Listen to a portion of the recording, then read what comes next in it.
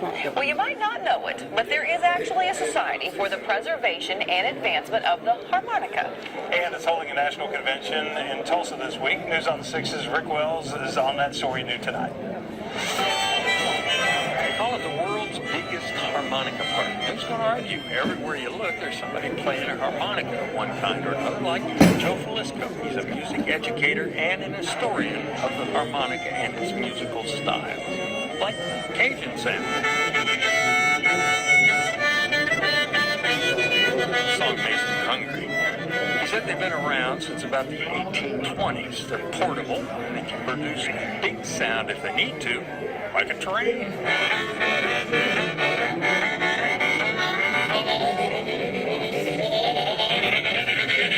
Michael DeHoon is the national organization president. He says the harmonica is a special kind of instrument, different than any other. With a harmonica, you breathe through it, and so it's very much part of your soul. People play jazz, country, classical, and all of it out of a relatively small instrument. In the vendors area, there are harmonicas everywhere. Plain ones, fancy ones, big ones, small ones, and everybody's playing.